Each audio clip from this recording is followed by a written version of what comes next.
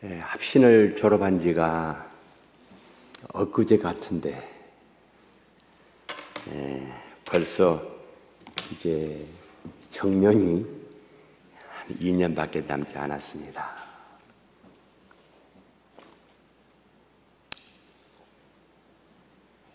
뒤돌아보면은 하나님 앞에 너무나 부끄러움이 많고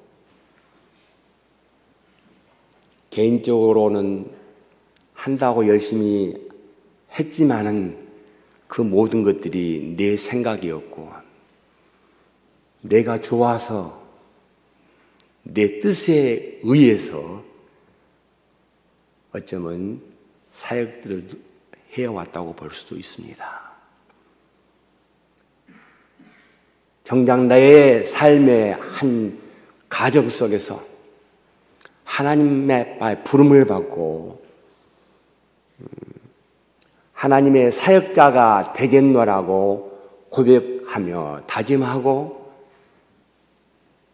합신에 들어와서 공부도 하고 졸업도 하고 목사 안수도 받고 현장에 나아가 보았지만은 그 모든 것이 쉽게만 이루어지지 않았습니다.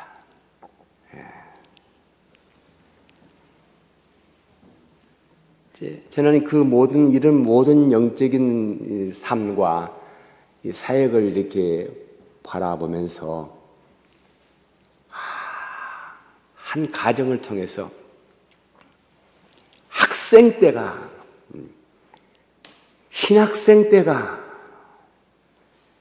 어쩌면 내 생에서 하나님이 나를 부르시고 사역자가 되겠노라고 주님 앞에 나와 고백하며 헌신하며 공부했던 그때가 참으로 귀하고 소중한 때였는데 그 중요하고 소중한 때를 깊이 있게 그 의미를 깨닫지 못하고 그저 쉽게 보내버렸다는 것입니다. 저는 이런 것들을 생각해 보면서 운동선수를 한번 생각해 보았습니다. 이 말씀 묵상하면서 저도 국가대표 선수로 발탁이 되어진다든가 올림픽 게임에 출전 선수로 확정이 되어지면 4년 동안은 피눈물 나게 여러분 연습하지 않습니까? 그리고 올림픽 게임이 디데이가 정해지면 최소한 2달, 3달 전에는 올림픽 초원에 들어가서 죽기 살기로 자기의 적수가 누군지를 미리 다 알기 때문에 그 사람을 집중적으로 연구하고 피눈물 나게 연습, 훈련, 거듭해서 올림픽 경기에 출전한 줄로 믿습니다. 오늘 우리 존경하는 우리 후배 여러분들은 하나님 나라 영적 전투의 현장에 영적 전투의 장수로 쓰임받기 위하여 하나님 여러분 한 분 한 분들을 다 선택하셔서 이 합신으로 보내주신 줄 믿습니다. 믿으십니까? 합신에서 공부하고 계신 우리 후보님들 지금 이런 정도 영적인 수준이요 이런 상태라면은 하나님의 그 콜링에 대해서는 분명한 확신이 있으시겠죠. 죄송하지만 우리 남서울교회에서 지하실에서 우리가 공부할 때 우리 박윤선 목사님은 채플 시간마다 신학교 3학년생들을 향해서도 2학년, 1학년생들을 향해서라도 지금 이 순간에 확실하게 주님의 부르심에 확신이 없으면 지금 가방 싸들고 나가서 장사하라 그래요. 차라리 나가서 장사하고 사업하는 것이 오히려 나았다는 거죠.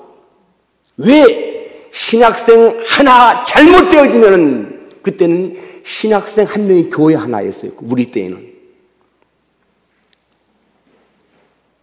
신학교 졸업만 하고 나가서 사역한다고 하면서 하나님의 교회 말아먹지 말고 확실하게 은혜 받고 실력 있는 영적인 실력 있는 목사가 되어서 하나님 나라의 교회에 봉사라고 외치셨습니다.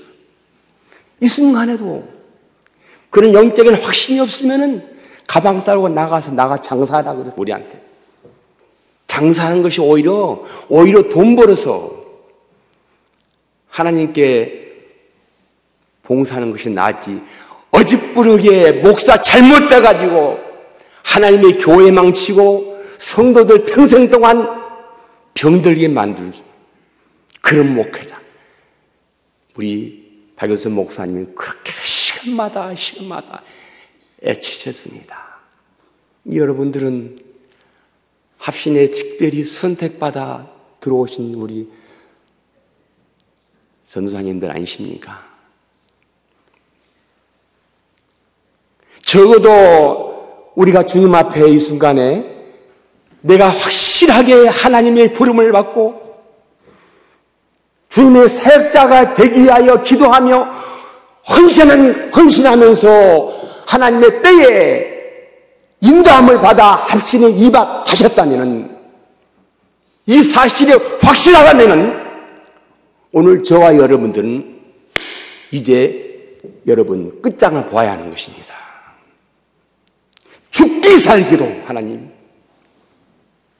그냥 내가 3년 동안 적당하게 학교 다니며 학점 관리하다가 졸업하고 강사 고시보고 목사 안수받고 적당한 교회 들어가서 사역하면 되지 않을까? 여러분! 그런 마음 가지고는 우리가 이 험악한 영적인 이 세대 얼마나 지금 사탄의 세력이 강하며 특히 코로나 팬데믹 이후에 전 세계의 교회, 전 세계는 더 강한 악한 사탄의 세력이 우리를 엄습하고 있는데 그런 영적인 실력과 능력으로는 이제 나가서는 그 악한 세력과 대항해 싸울 수 없는 줄 믿습니다. 저는 이제 주님 앞에 부름을 받고 한국에서 잠실에서 어린 딸 3살 먹은 딸을 데리고 40년 전에 개척을 했습니다. 한 7, 8년 사역했습니다. 그때 가르쳤던 청년 대학생들이 지금 목사, 선교사가 나가 있고 이번에 들어와 보니까 어떻게 알고 찾아왔습니다. 그리고 주님의 뜻이 있어서 선교 단체에서 봉사도 하고 마지막은 할렐루야 교회 김상우 목사님이 불러서 사역을 하면서 동유럽 선교에 대한 관심을 가지고 97년도에 12명의 비전 트립생들, 의사, 교사, 대학생 12명을 인솔하고 루마니아와 불가리아를 그렇게 비전 트립을 가면서 하나님이 저를 루마니아 개신교회 부모지 정교회 문화권에서 저를 콜링을 했습니다. 험한 그런 어려운 고통 속에서 처해 살아가는 그런 현장에 그 선교지의 그 영혼들을 바라보면서 개신교회 불무지에서 내가 너를 불러 사용하겠다는 그런 주님의 강한 음성에 저는 모든 걸 다 항복하고 내려놓고 한국에 들어와서 저희 아내의 직장 모든 문제 다 정리하고 목동 GMTC 이태용 목사님 훈련센터에 들어가서 훈련을 받고 97년도에 우리 합신 교단 파송 선교사로 루마니아로 파송을 받았습니다.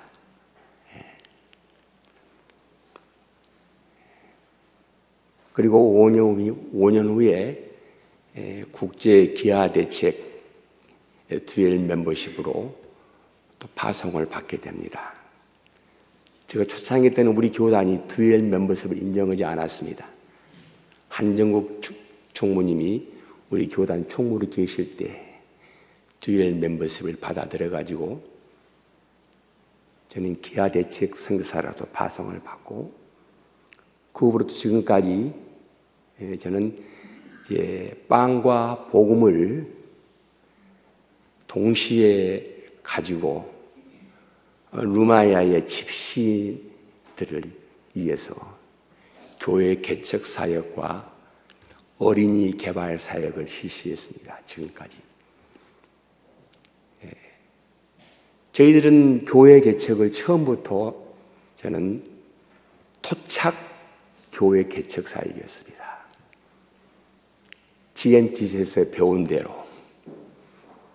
옛날에 우리의 미국 선교사들이 실수했던 그런 시행착오를 겪지 않기 위해서 어떻게 하면 내가 나이 이제 마흔이 돼서 선교지에 나갔으니까 어떻게 하면 실수하지 아니하고 시행착오를 겪지 아니하고 바르게 한번 선교를 해봐야겠다는 그런 각오와 결심을 가지고 선교지에 도착하는 순간부터 누구 하나 도움 받지 않냐고 성령의 이끌림 받아서 혼자 집 얻고 혼자 비자 받고 모든 것들을 다 해서 교회도 현지 신학생, 집내신학대학생 2명과 함께 처음부터 토착교회를 시작했습니다. 지금까지 한 6개 교회를 개척하고 건축됐습니다. 교회 건축하는 과정 속에 한국교회 후원 하나도 받지 않았습니다. 집시들이 헌금하고 교회 개척은 너무나 저희들은 단순합니다. 집시 교회 없는 마을에 들어가서 포도나무 넝굴 밑에 나무 그늘 넝굴 밑에 그리 들어가서 어린이들 모아놓고 노래 가르쳐주고 춤 가르쳐주고 학용품 주고 먹을 빵 주고 학용품 주면 애들이 모여듭니다. 이렇게 한 줄, 2줄, 3줄 이렇게 모이면 부모들이 나오기 시작합니다. 한 3개월 그렇게 포도나무 밑에서 나무 그늘 밑에서 예배드리면 3개월 지나면 교회가 하나 세워집니다. 그러면 겨울철에는 그 마을에 조그만 집을 하나를 렌트해서 그 교회 집으로 들어갑니다. 한겨울을 그 집에서 지나고 봄철이 되어지면 완벽하게 그 지역의 교회가 세워지는 것입니다. 그래서 이 교회가 건축할 때 땅도 사죠. 건축 자재도 사죠. 그 모든 것들을 다 현지인들 하여금 당신들의 교회니까 여러분들의 기도와 눈물로 이 예배당을 지어야 합니다. 이렇게 해서 교회가 하나, 둘, 셋, 넷 곳을 건축하였고 5번째와 6번째는 저희 가정에서 땅을 사고 우리 딸들이 헌금을 해서 이제 5번째, 6번째 교회는 저희 가정에서 그렇게 교회를 세웠습니다. 지금은 이제는 선교사가 떠나도 처음부터 토착교회로 세워졌기 때문에 다 6곳에 다 담당 목회자가 있습니다. 이제는 안전하게 지역사회에 교회로서 뿌리를 든든하게 내리고 이제는 그 지역사회를 영적으로 이끌어가는 그런 영적인 그런 커뮤니티로서 성장을 하고 있습니다. 그리고 저희들은 이제 어린이 개발 사회라는 것은 집시들이 왜 그렇게 세대를 이어서 대를 이어서 가난과 질병의 무지의 고리를 끊지 못하고 그렇게 살아갈까? 말차에 태어나서 말차에 죽어갑니다. 노만의 집시들의 몇 종족들을 빼놓고는 깊이 있게 보니까 교육의 문제, 교육의 부재였습니다. 부모들이 자녀들에게 학교 공부를 안 가르치는 거예요. 많이 가르쳐야 한 2, 3학년 다니다가 자기 이름 쓸 줄 알고 돈 셀 줄 알면은 학교를 안 보내버려요. 그리고 마을에 가보면 13, 12 되면 다 얘들이 다 배불러서 애를 낳고 17, 18 되면 좀 철들면은 다 이혼해가지고 다 가정마다 가보면은 엄마는 하나인데 아빠가 2명, 3명 그런 애들이 그냥 대다수가 그렇습니다. 저녁만 되면은 그래 캄캄하게 마약하고 술 먹고 그런 집시 마을들이었는데 하나님 은혜로 그곳에 교회가 세워지고 어린이 개발 사역을 통해서 어린 아이들을 유치원부터 고등학교 3학년 졸업하도록까지 한 번 결혼된 아동들과 가정들은 그들 가정과 아동들에게 생필품과 학용품을 전적으로 공급하고 방과 후 공부방과 또 수요일, 토요일 아동 급식을 통해서 굶주린 배를 채워주면서 그렇게 20여 년 동안 이렇게 섬겨왔더니 이제는 교회가 세워지는 6개 마을은 완전히 변해버렸습니다. 옛날 우리나라에 1960년, 70 새마을 사업 하던 것처럼 지역사회가 완전히 변해버렸습니다. 주택도 완전히 바꿔져 버렸습니다. 소득증대 사업을 증대해서 그들에게 경제적으로 자립할 수 있는 그런 기반을 닦여주고 어린아이들에게 공부할 수 있도록 그렇게 배려해주고 이제는 한 번 결혼하면 고등학교 졸업하도록까지 전적으로 책임지며 그들을 지도해 주니까 부모님들이 자녀의 교육에서 눈이 번쩍 뜨어지는 것입니다. 지금은 우리 중고등학교 학생들이 너 왜 공부하느냐 물어보면 자기가 공부해야 할 목적이 분명합니다. 나는 장차 커서 의료 선교사가 되겠습니다. 선교사가 되겠습니다. 확실하게 고백합니다. 저희들이 지금 중학교부터 1학년부터 8학년까지 있는 그런 학교를 두 학교를 저희들이 한 20년 동안 섬기고 있는데요. 어느 해는 학년에 1학년부터 8학년의 모든 그 반의 1등이 다 우리가 가리키는 CDP 출신 학생들. 학교 교양선생님이 교회를 찾아왔어요. 아니 무슨 특별한 일이 있습니까? 이 우리 학교에 전체에 지금 매 학년에 1등이 다 이 교회 학생들인데 무슨 일이 있습니까? 저를 만났어요. 네, 있습니다. 우리 학생들은 학교에 집시학교에 다니지만은 자기들이 공부해야 할 목적이 분명히 있습니다. 그냥 부모들이 학교에 가라 해서 간 학생들이 아니라 나는 당차 공부해서 고등학교, 대학을 나와서 이런 사람이 되겠노라는 확실한 목표가 있고 꿈과 비전이 있기 때문에 그들은 열심히 공부하는 것입니다. 그로부터 교장 선생님도 교회에 출석을 하고 저희의 사역을 열심히 돕고 있습니다. 지금 20년이 지나갔지만은 이제는 완전히 그 지역은 변화가 일어났습니다. 지금 넘버가 755명 제가 돕고 있습니다. 넘버가. 지나간 넘버들이 이제 내한테 남아있는 학생들은 255명이 남아있습니다.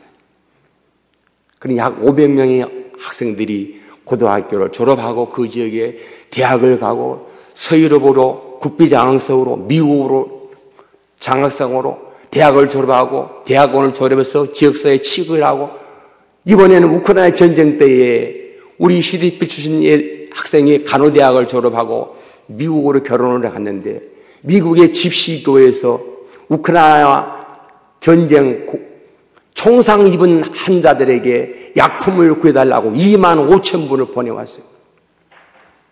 특별 헌금이라 약을 구해가지고 우크라이나 총상 입은 환자들에게, 군인들에게 공급을 하고, 그리고 한 두세 차례는 더 전쟁 난민들을 위해서 먹을 것들을 사가지고 그들을 섬겼던 것입니다.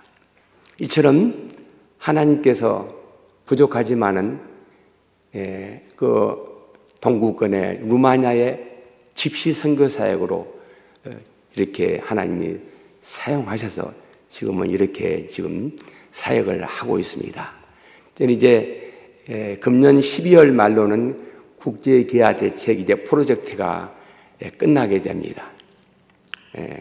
끝나게 되면은 좀 제가 시간의 여유가 있습니다. 그동안에는 참 힘들었습니다. 그 애들을 다 케어하고, 먹이고, 가르치고, 그들이 영적으로, 육적으로 다 필요를 채워주며, 가정을 신방하며, 그들과 부모들을 다 이렇게 돌보다 보니까 시간이 없었는데, 이제는 정년이 가까워지니까 금년 12월 말로 국제기아 대책 이제 사역은 이제 프로젝트는 금년 말로 이제 끝나게 됩니다. 자, 제가 이렇게 서두에 루마니아 선교의 현실에 대해서 말씀을 전했습니다. 유럽 전체 선교 현황 여러분들이 다 자료에 들어가 보면 숫자적인 것들은 다 나와 있습니다. 자, 저는 생각해 봅니다. 하나님이 나를 어떻게 보고 계실까? 요즘 책 GPT 요즘 그거 프로그램에 나와가지고 좀 업그레이드가 돼가지고 지금 뭐 이제 뭐 말로 할 수 없음. 이제는 뭐 우리 교수님들은 또 정신 바짝 차리고 준비를 해야 되지 않겠습니까? 뭐 학교 대학을 가지 않아도 집에서 최근에 미국에서 미국 변호사 시험에 시험 문제를 책 GPT로 풀었는데 상위 10% 이내에 들어갔답니다. 그 실력이. 그래 버리니까 요즘 뭐 이제 학교를 가지 않아도 집에서 정확하게 자기의 필요가 무엇인지를 알아서 질문만 하면은 답을 제공받을 수가 있어요.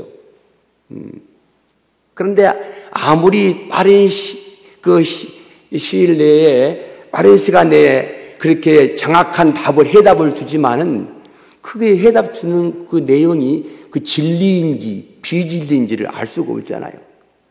우리에게 데이터만 제공해 줄 뿐이지. 저는 그걸 보면서 하나님 앞에 내 자신을 이렇게 생각해 봐요. 하나님이 있으니까 하나님은 나를 어떻게 보고 계실까? 나의 영적인 상태가 어떨까? 하나님 보시기에. 내가 지금 뭘 준비해야 될까?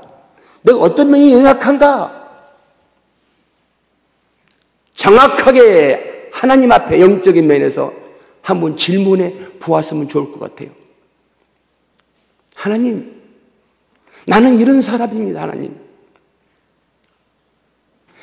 내가 내 자신을 바라볼 때는 잘 모르지만은 주님, 나에게 주님이 나를 보셔서 느낌을 나에게 주의 음성을 들려주시옵소서. 깨닫게 하여 주시옵소서. 기도 시간이라든가 하나님 말씀을 볼 때라든가 학교에서 강의를 들을 때라든가 어떤 그런 경로를 통해서인지 주님이여 나에 대한 확실한 모습을 주님이여 알게 깨닫게 하여 주십시오. 이런 그런 질문,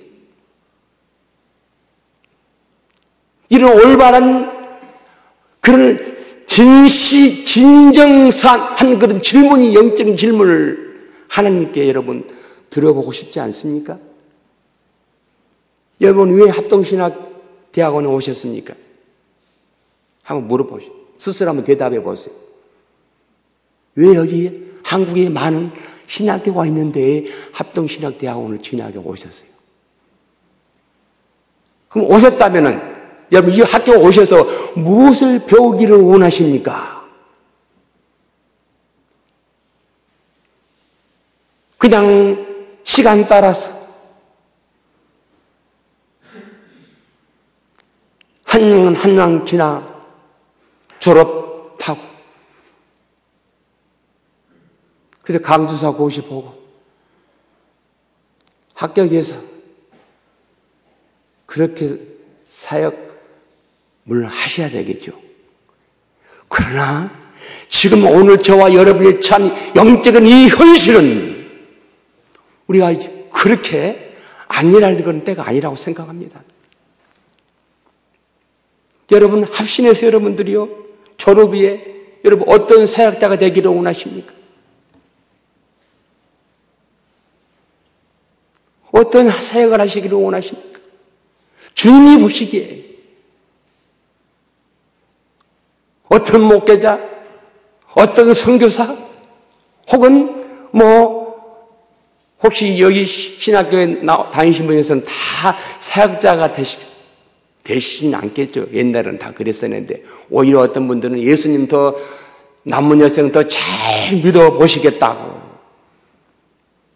예수님을 정말로 실력 있게 한번 더 잘 믿고 평생 동안 주님을 위해 충성 헌신하겠노라고 신학교에 오셔서 공부하신 분들도 아마 계실 거예요. 그러나 대부분 오늘 여러분들은 하나님의 특별한 불심을 받고 장차 하나님 나라 확장에 쓸 사역자로 쓰임받기 위하여 여러분 이 자리에 다 모여든 줄로 믿습니다. 여러분 그렇다면 우리는 목표는 분명하는 것입니다. 우리가 나아야 할 길은 분명하는 것입니다. 이제 여기까지 오셨으면 우리는 죽기 살기로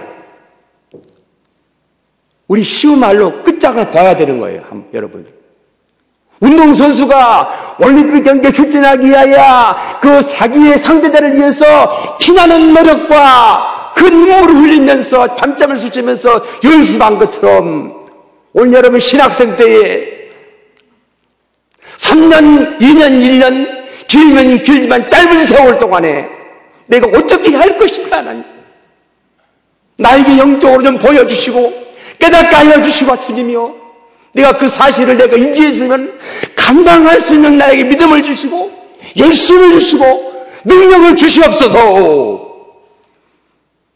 이런 간절한 호소와 바람이 우리의 신앙생활 속에서 계속 이어진다면 하나님 여러분들을 주님의 때에 주님의 방법으로 들어주실 줄로 믿습니다. 믿으십니까? 우리가 지난 주일에 부활주일을 지났어요.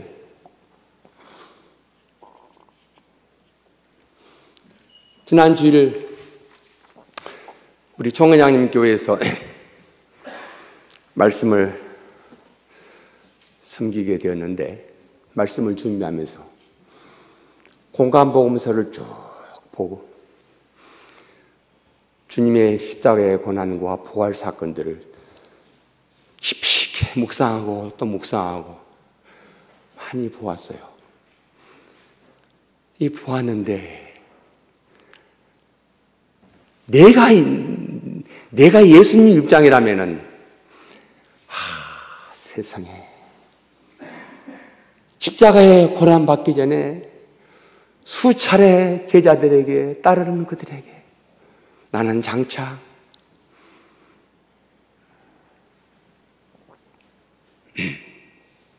붙잡혀서 고난받고 3일 만에 부활할 것이라고 수차례 말씀을 하셨어요. 그렇지만은 막상 예수님이 십자가에 못 박혀 고난받고 무덤에 묻히고 부활하셨지만은 정말로 우리 제자들이 3년 동안 주님을 따라다니면서 예수님의 말씀이 기억만 했더라면, 믿었더라면 예수님이 묻힌 무덤에 혹시 부활하시지 않을까 봐 찾아올 수도 있었지 않겠습니까? 그러나 한 형제다 한 사람도 예수님의 부활을 믿지도 않았겠지만은, 기억도 안 했겠지만은, 한 사람도 예수님의 무덤 근처에 오지를 않았어요. 왔던 사람은 우리가 요한복음 20장을 보시면은 막달라 마리아, 그는 과거에 7 귀신이 들렸던 그런 여인이었어요. 그가 예수님이 생각나서 그 무덤을 한번 보고 싶어서 찾아왔어. 찾아왔더니 무덤 문이 열려져 있고 예수님이 계시지 않았어요. 그리고 예수님은 막달라 마리아에게 나타나가지고 무덤에서 없어지는 그 예수님의 시신을 찾고 방황하는 그 모습을 바라보면서 내가 부활한 예수라고 말씀하지 않습니까? 그리고 이 막달라 마리아를 통해서 전해드렸던 이 시몬 베드로의 일행들과 또 엠마오상에서 가다가 부활하신 예수님을 만났던 두 제자들도 예수님을 만난 이후로 가던 길을 중단하고 이 놀라운 사실, 예수의 부활의 놀라운 이 사실을 전하게 하여 가던 길을 중단하고 다시 예루살렘을 향해서 찾아와서 예수의 제자들과 모인 수많은 사람들에게 나는 부활한 예수님을 만났다고 그들에게 증거합니다. 그래도 예수님의 제자들과 일행들은 그 예수님의 부활한 사실을 믿지를 않아요. 그리고 두려워해서 유대인들이 혹시나 잡아올까봐 두려워서 문을 잠가두고 숨어있는 그 장소에 부활한 주님이 찾아옵십니다. 두렵고 떨고 있는 그들을 향해서 문을 두드리면서 너에게 평강이 있을지어다. 평강이 있을지어다. 어찌 내 같으면 어찌 그 입에서 그런 말씀이 나오겠습니까, 여러분? 아니, 너희들이 내가 그렇게 너희들에게 이야기했건만 나는 영원히 죽는 것이 아니라 십자가에 못 박혀 죽고 3일 만에 부활할 것이라고 누차 말했지만 너희들은 지금 여기서 뭘 하고 있느냐? 그래, 무서워서 두려워서 문을 잠궈놓고 숨어있단 말인가? 라고 외칠 수 있는 그런 환경이었지만은 주님은 낮은 음성으로 너에게 평안할지어다. 그리고 하신 말씀이, 첫 말씀이 성령을 받아라. 아멘. 첫 말씀입니다. 부활하신 예수님께서 하시는 첫 말씀, 성령을 받으라. 사랑하는 우리 형제 자매님들, 지금은 성령 시대입니다. 예수님이 십자가에 못 박혀 죽으시고 승천하신 이후에 예수님은 가장 귀한 선물을 성령을 우리에게 보내주셨습니다. 지금은 성령 시대이기 때문에 영적인 사역, 이 사명 감당하기 위해서는 성령 충만, 성령의 능력 아니고는 이 사명을 능히 감당할 수가 없습니다. 그래서 우리 예수님이 부활하신 이후에 처음 나타나서 제자들에게 하시는 말씀, 가장 영적인 무기를 주시려고 성령을 받아라. 이렇게 말씀하셨던 것입니다.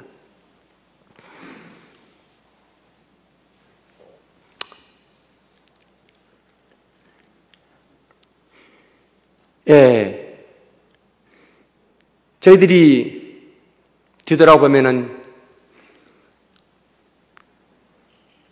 주님의 은혜로 산다고 이야기도 하고 믿음을 고백하며 우리가 주님의 능력을 구하고 사역을 하기 전에 기도하며 이렇게 감당하겠노라고 이야기하지만 실제 내 마음 깊숙한 영혼 깊숙한 곳에서부터 주님, 나에게 다시 한번 이 사명을 감당하기 위해서 앞으로 나의 여성 속에 나에게 맡겨진 귀한 이 사명, 이 사역자의 길을 가기 위해서 이 사명을 감당하기 위해서는 주님, 나에게 성령의 능력이 필요하옵나니 하나님이 주님은 알고 계시죠.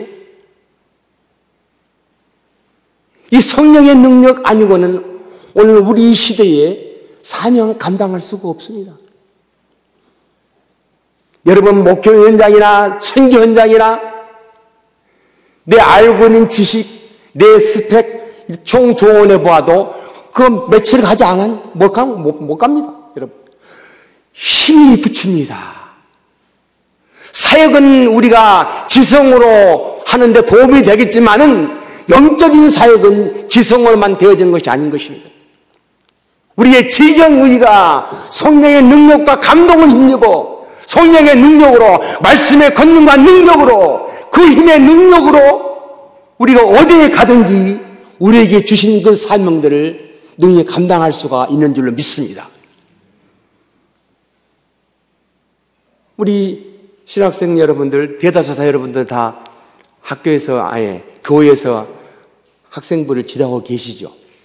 혹은 뭐 주일학교, 혹은 중고등부, 혹은 청년대학부, 혹은 뭐 단독 목회하신 분 계십니까? 아마 여러분들 학교 다니실 때, 신학 다닐 때 설교 준비를 잘 하실 줄로 믿습니다. 설교 준비 잘하는 것은 기본이에요. 저도 여기에 온 거를 거의 안 보지만은 씁니다까지 다 기록해 가져왔습니다.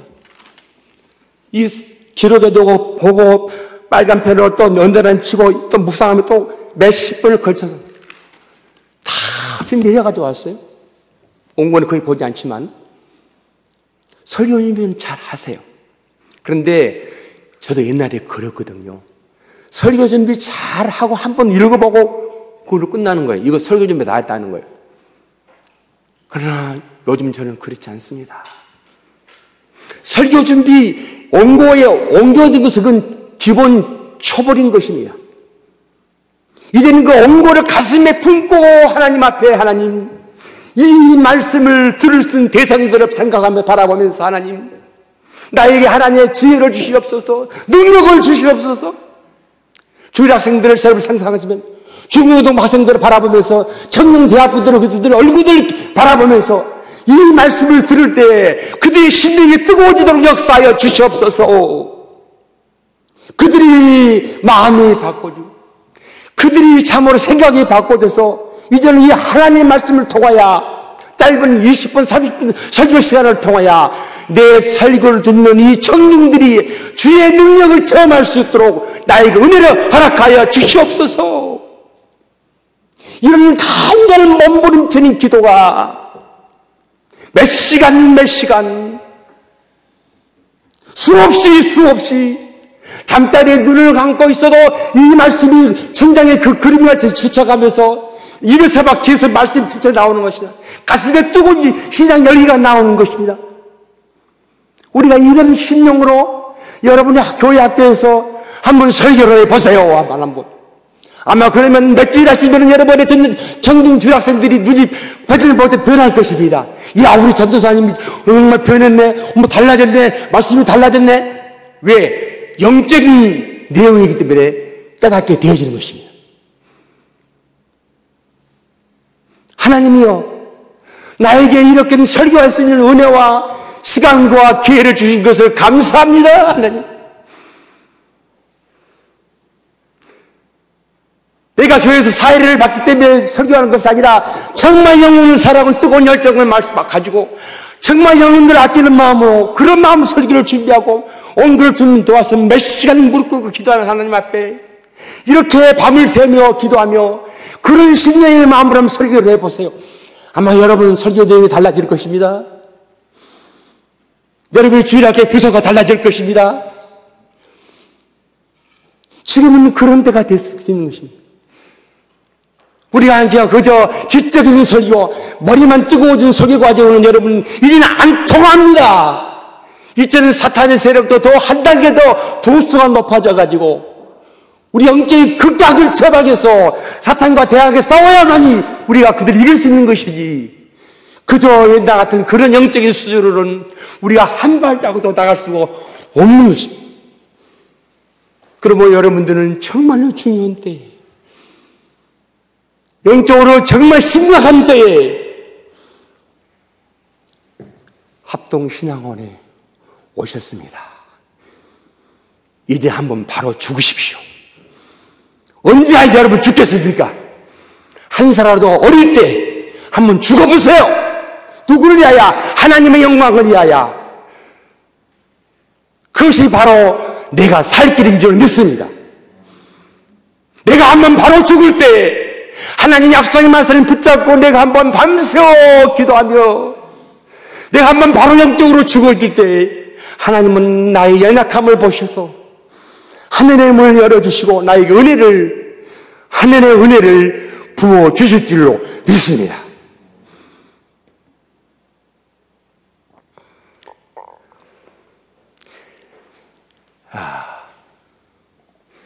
제가 이 말씀을 묵상하면서 큰 주제가 성교의 원동력과 영성개발이라고 정해보았는데요. 우리가 사용할 그런 원동력 에너지는 이 재료는 하나님의 능력의 말씀 위에 성령의 권능을 힘입고 이게 빠져버리면은 마치 맥 빠진 사이다가 맥 빠진 것처럼 콜라에 그 콜라 맛이 빠져버린 것처럼 아무리 말씀을 준비하고 잘 훈련받아도 성령의 권능, 능력이 빠져버리면 힘이 없고 능력이 없는 것입니다.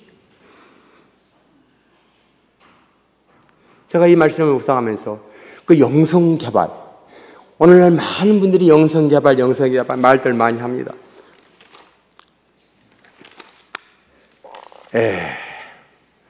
많이들 많이 하고 계신데 저는 바라옵기는 여러분들 신학 3년 동안에 혹은 우리 3학년 학우들은 1년밖에 남지 않았네요. 2학년 분들은 1년, 2년, 1학년 1년, 여러분 신학 3년 동안에 여러분 개인의 영성을 한번 업그레이드 해 보십시오. 하나님, 솔직한 심령으로 지금 이 영적인 내 상태, 이 실력으로는, 이 영적 능력으로는 나는 나아가서 저 사탄의 세력과 도무지 싸워서 이길 수가 없습니다. 먼저는 주님 앞에 고백을 해야 되겠죠. 내 영적인 실력으로는, 내 이 성경 지식으로는, 능력으로는 도무지 감당할 수 없겠습니다. 솔직히 고백을 하신다면 하나님 앞에 무릎 꿇고 하나님 인도함을 받는 결과가 없습니다. 저는 그것을 영성 개발이라고 생각해 보았습니다. 저는 요사이 몇 년 전부터는 하나님 말씀 보면 가슴이 뜨거워지고 어떤 저녁 때는 요한계시록을 연속 2번을 읽은 적이 있어요. 말씀 보면 가슴이 뜨거워서 혼자 한국에 나오기 전에 혼자 우리 아내가 한국에 나와서 병원에 입원해 수술받고 있는데 혼자 가정예배를 혼자 드리는데 평소에 드리던 것을 계속 이어서 내가 끊지 않고 드리고 있는데 구약 2장, 신약 2장을 읽고 찬송가 2장을 부르는데 성경을 보면 가슴이 뜨거워서 내가 설교하는 것처럼 막 큰 소리로 막 성경을 읽어요.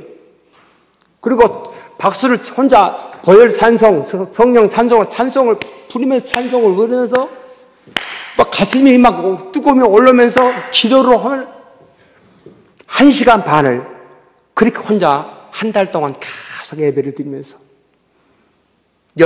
특히 여러분들을 생각하면서 생각하면 가슴이 뜨거워지면서 어려운 이 학생들이 어떻게 어떤 능력으로 이 나가서 사역을 감당한다는 말인가 생각하면 가슴이 뜨거워져가지고 간절히 기도하면서 그러다가 창세기를 보아가는데 창세기 제가 이제 이 32장에서 꽂혔어요. 32장에 어떤 그런 내용이죠? 요셉이 32장이 맞죠? 예. 32장. 예. 요셉이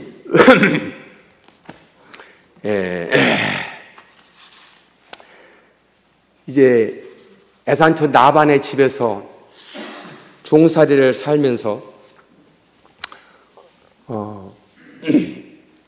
재산을 얻어가지고 재산을 얻어가지고 이제 나오게 되어지는데 마음이 견딜 수가 없는 거예요.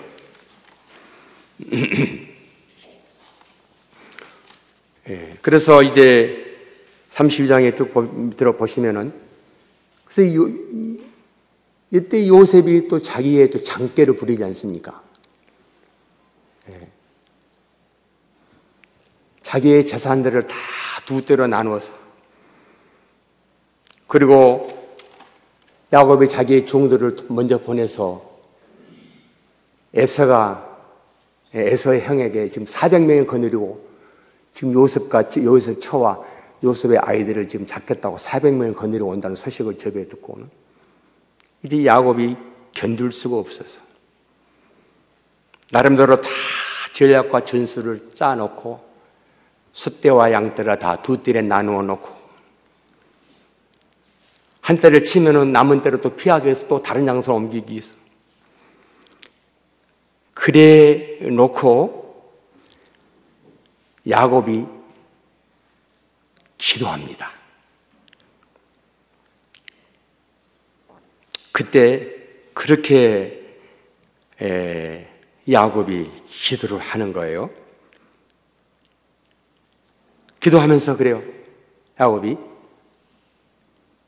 내 아버지 이삭의 하나님이요, 내 아버지 내 할아버지 아브라함의 하나님이요, 내 아버지 이삭의 하나님이요. 전에 나에게 말씀하셨지 않습니까? 내 족속에로 돌아가라. 그런데 왜 은혜를 베풀어 주신다고 말씀하셨는데 왜 이제 와 보니까 그렇지 않습니다. 형 에서가 나를 지금 잡아 죽이려고 400명을 거느리고 지금 저 건너편에 있나이다 라고 간절히 이제 기도를 합니다.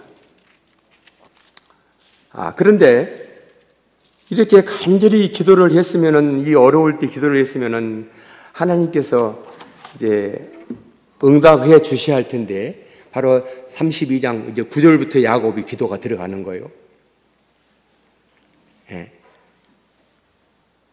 그리고 하는 말씀이 내가 주께 간구하오니 내 형 손에서 에서의 손에서 나를 건져내시옵소서. 내가 그를 두려워함이니이다. 그가 와서 나와 내 처자를 칠까 하나이다. 이렇게 지금 바로 지금 이제 에서의 군대들이 와서 자기를 칠까 어려워서 간절히 기도하는데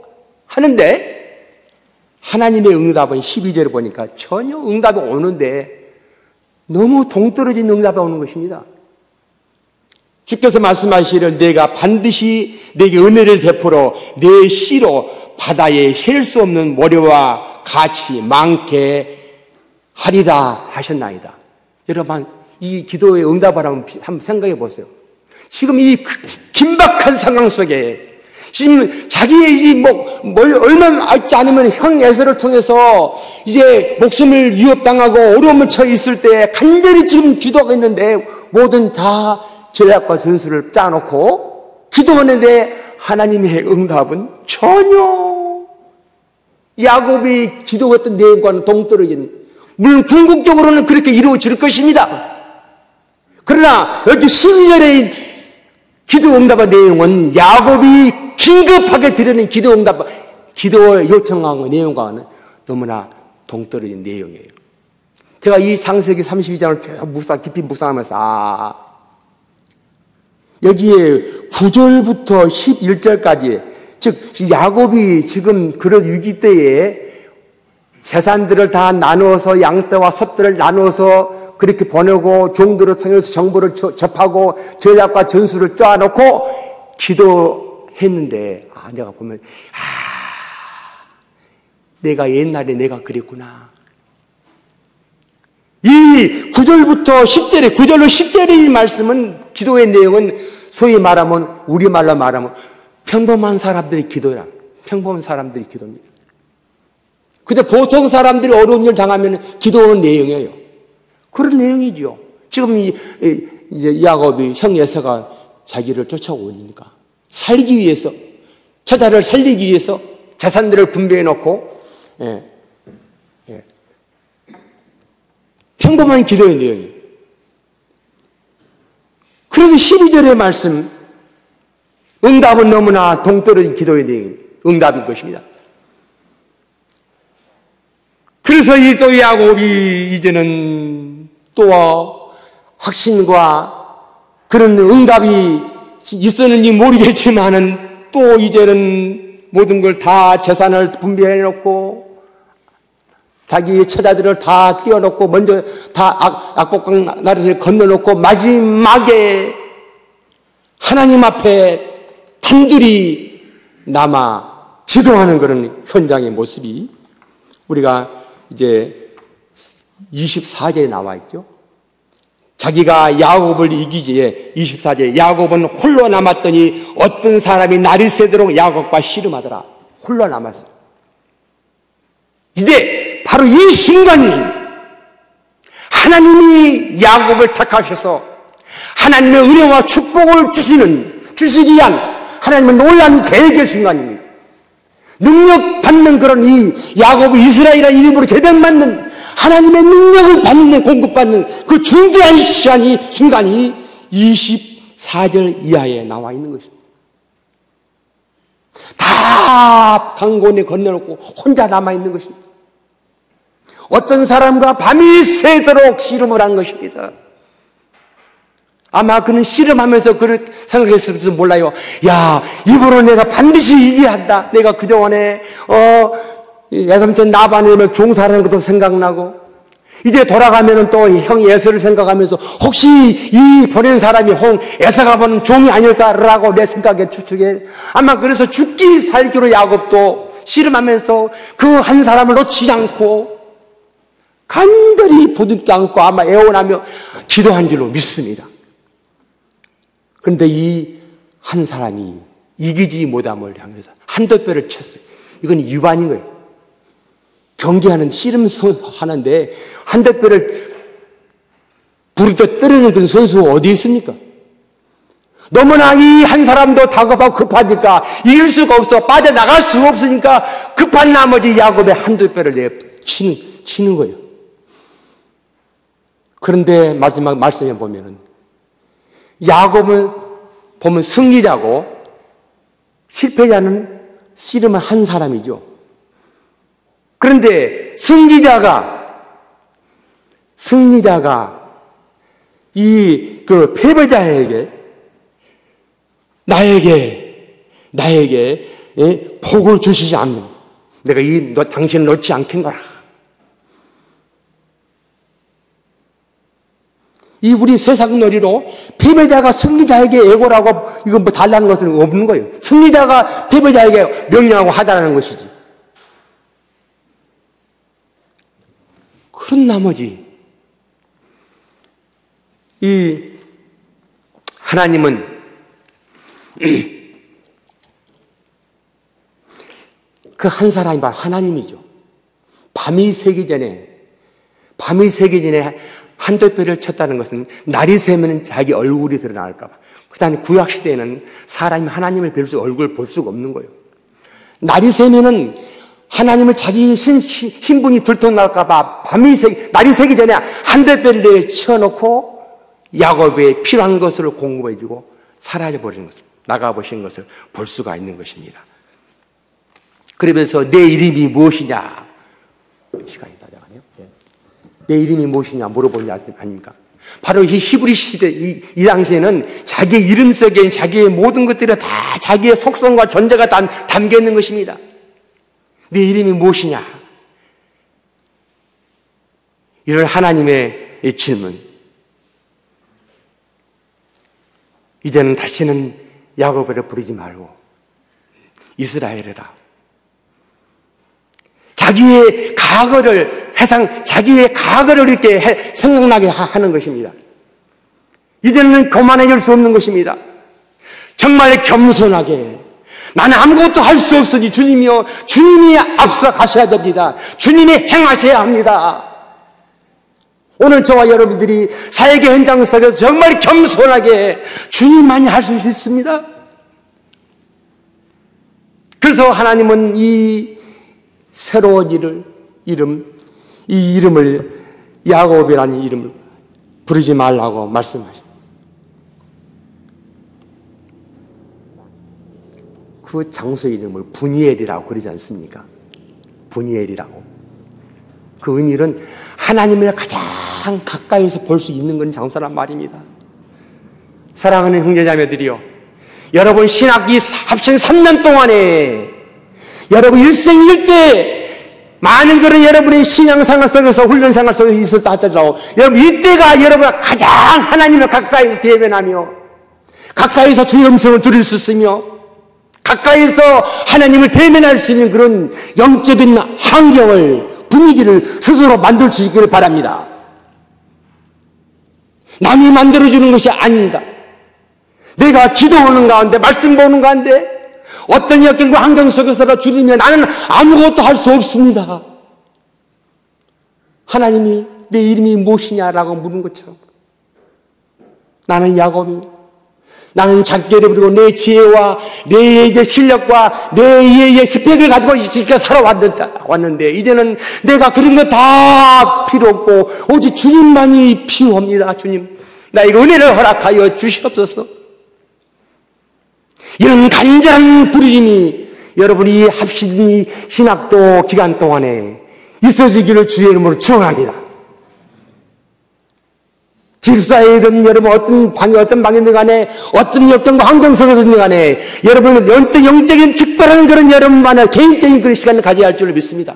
물론 그동안 가져온 줄로 믿습니다. 그러나 과거는 과거이고 현재 우리가 다가올 내 영적인 현장을 바라보면서 나의 사역 현장을 바라보며 주님이여 나에게 새로운 영적인 힘과 능력을 허락하여 주시옵소서.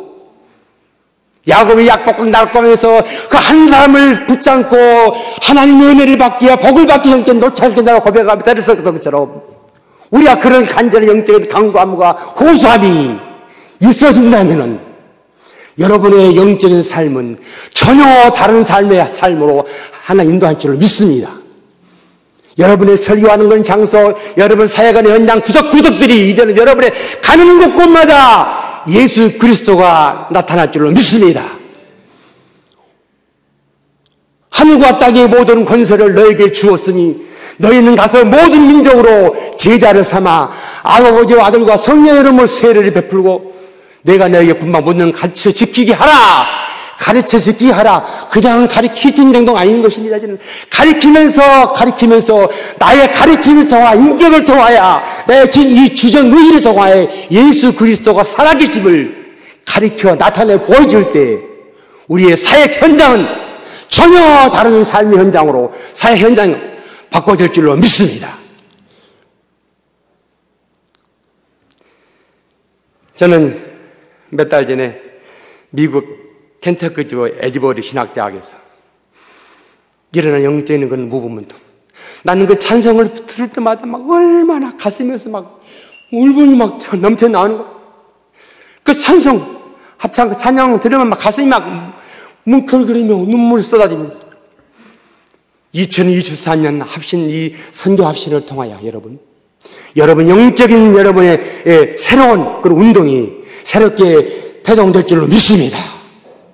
이 장소에서 이 채플 시간 때마다 여러분의 통해와 자복하는 그런 간절한 그런 기도, 간절히 주님 앞에 가장 가까이서 분이엘이라고 말씀한 걸 가장 가까운 하나님 앞에서 기도하는 이런 기도의 환경 속에서 여러분들이 합심해 기도하며 부르신다면 아마 우리 합심 교단 영적인 분위기가 달라질 줄 믿습니다. 여러분 섬기는 교회, 더 나아가 한국교회 모든 교회들이 합동신학대하고 영적 촛불의 영향을 공급받아서 가는 곳곳마다 놀라운 성령의 놀라운 불길이 일어날 줄로 믿습니다. 요즘 이런 영적 능력을 받지 않고는 이 어려운 이 세대 어떻게 타파해 나갈 수 있겠습니까? 정말로 이리 보나 저리 보나 아무런 희망이 소망이 없는 것입니다. 오직 하나님만 위에만 뚫려 있는 것입니다. 한국 교회 상황이나 뭐 경제 상황이나 정치 상황이나 아무리 보아도 소망이라는 것은 아무것도 없어요. 오직 하늘만 보이는 것입니다. 여러분 이럴 때 오늘 저와 여러분이 영적으로 정신을 바짝 차립시다. 그저 하루 세 끼 밥 먹고 잠자는 것을 학교 다니는 것을 사람 다 하지 마시고 하나님이여 나에게 이런 시간과 능력 주셨으니 나에게 한 번 기도할 수 있는 능력할 수 있는 이런 은혜를 베풀어 주시옵소서. 이런 간절한 기도가 영적인 부르짖음이 우리가 꼭 뭐 산에 가서 손 한 번 뽑아야 한다 기도해야 한다 그런 말씀이 아닌 거예요. 여러분 삶의 현장 속에서 이런 간절한 주님이 나와 함께 한다는 사실 영적인 체험을 우리가 다 감당한다면은 이 영적인 체험을 감당하신 이후에는 나도 모르게 놀라운 능력이 발산되는 것을 발견할 수 있는 것입니다. 기도가 길어지고 기도가 깊어지고 여러분 학교 공부도 더 잘 되고 헬라 히브리어 다 잘 되고 말이죠. 뭐 공부 성적이 더 올라가는 거죠. 하나님의 은혜로 받아 은혜로 공부하니까 학교 공부가 재미가 있고 기쁨이 생기며 교수님들의 강의 시간이 기다려지고 그렇게 되어지는 것입니다, 여러분. 더 나아가서는 이제는 우리 신학교 교수님들 저는 생각할 때는 학교 많은 교수 선생님들 가운데 가장 어려운 직분 사명이 신학교 교수요. 세상의 학문만 가리키는 것이 아니라 사람을 살리는 영혼을 살리는 하나님이 누구신지 성경을 어떻게 보아야 할 것인지 성경을 어떻게 끝있게 해석해야 할 것인지를 가리키는 그런 영적인 지도자이기 때문에 우리 신학교 교수님들은 훨씬 더 신학도보다 훨씬 더 영적인 더 높은 경지에서 한 강좌를 준비했으니까 한 강의를 하기 위해서 한절히 기도하며 기도하는 신령의 마음으로 강의 시간도 설교하듯이 저는 신학교 다닐 때 그 목사님 성함이 나가 메모를 해놨는데 전 울산교회 정근두 목사님 저는 그분의 모습만 보아도 눈에서 눈물이 빙 도는 것입니다. 남아공에서 유학에 오셔가지고 정릉 배나무골에서 개척교회를 하고 계시던데 그때 우리 한 학기 설교학을 가르쳤어요.